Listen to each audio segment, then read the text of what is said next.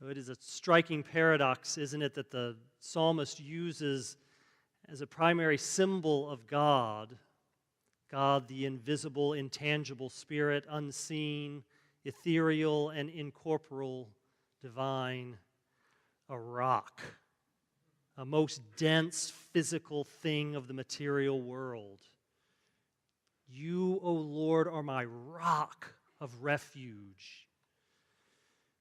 How is it that the notion of God that some people believe in and others do not, and proof either way is impossible to establish, a theological concept and idea can be experienced in the life of the psalmist as absolute and solid as a rock or a high fortress? Do you know what the psalmist is talking about when he refers to God as his strong refuge? Has God been that for you in your life? Your strength when all else fails? The Protestant Old Testament scholar Walter Brueggemann, who we sometimes pray with, he offers a beautiful book of prayers, suggests that the best time and the best way to read the Psalms, if you really want to understand them and see the beauty and the power in them, is not when you're in a place of calm and equilibrium in your life, but rather when things are in upheaval and chaos. On the edge of humanness, he says, when life has gone beyond our frail efforts to control. I don't know if anyone's experienced that, but that's the time to pick up the Psalms and read them. Then we are most open to the holy in the way that the psalmist speaks about God. So much of life is a process of being oriented, disoriented, and then reoriented again. Many of the Psalms arise out of that point in a life when we are most disoriented, when there is suddenly very little that seems a sure thing, when the usual routines and places, relationships and materials that anchor our lives have ceased to hold and ground us enough. Those times when we are no longer in control, then, interestingly enough, the theory of God, the abstract notion of the divine at times that we ponder, the immaterial reality of deity can become experienced as more real than anything else. Is this a fantasy of the mind or a glimpse into the deeper truth of the matter? People come down in different places on that question. But what it feels like to one undergoing the experience of God is this marvel and joy at what was once maybe an idea or a concept and shockingly becomes a lived, real rock of an experience.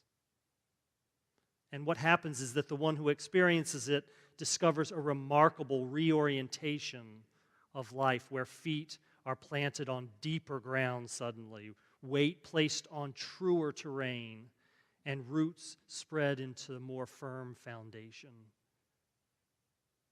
And as the psalmist says, from the depths of the earth, you, O God, will bring me up again. You will restore my life, and I will not be shaken.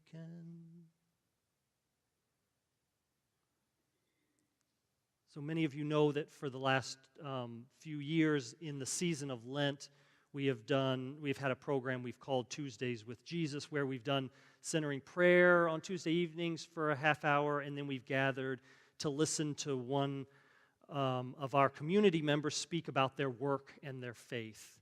It was Jenna Roy who coined that term, Tuesdays with Jesus, and a play, I guess, on the book Tuesdays with Maury.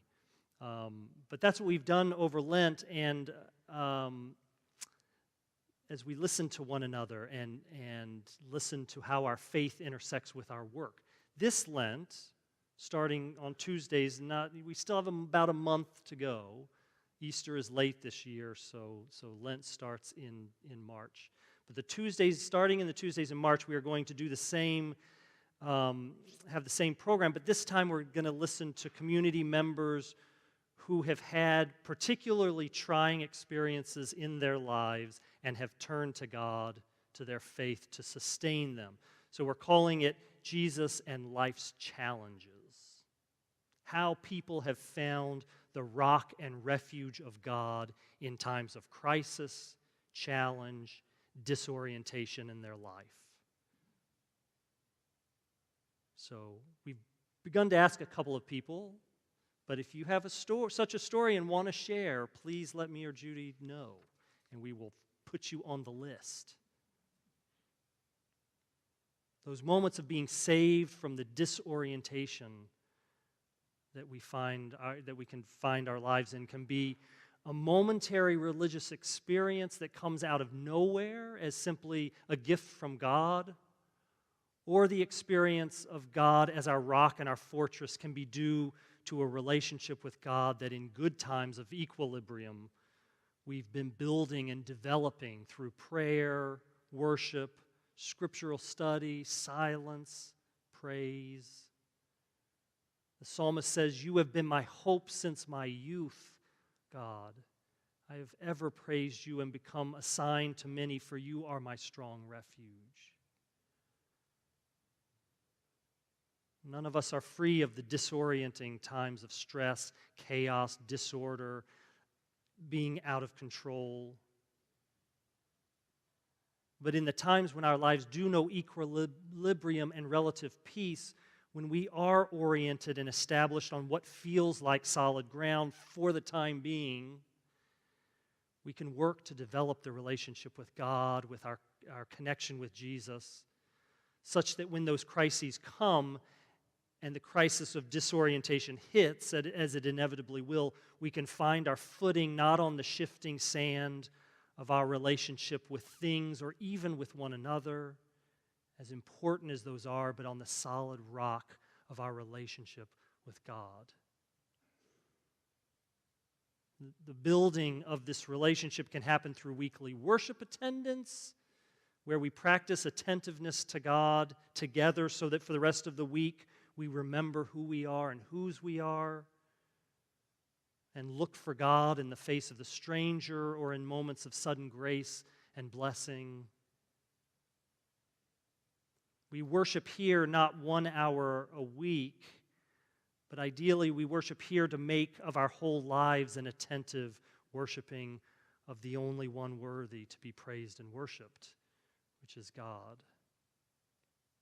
We can build the relationship through daily prayer, devotion, silence. Centering into a quiet time within the silence of God can be a practice in letting go of our thoughts and our plans, even if just for 20 minutes in a 24-hour period. Letting go of our thoughts and our plans, our concerns, our monkey mind, so that when the inevitable moments come of having to let go or have the things ripped out from under us that we've come to depend on, we've got practice with it. We've built the muscle of turning and being in the rock of God, upon the rock of God, our safe shelter, our refuge, our sure ground. And we can read and study our scripture to build that relationship so we get a steady diet of hearing how our forebears defer and refer to this rock presence of God through it all.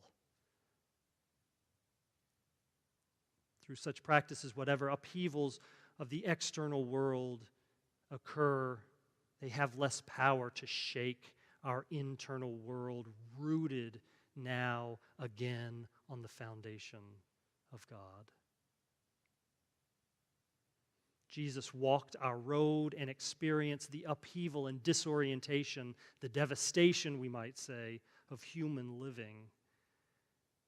And through his prayer, and forgiveness and love, He took our hand to lead us to that new ground of God, such that no amount of darkness and pain and chaos can separate us from the hand and heart that will root us there forever. And for that, we give thanks and praise and continue to work to give over our lives to God's grace over and over again.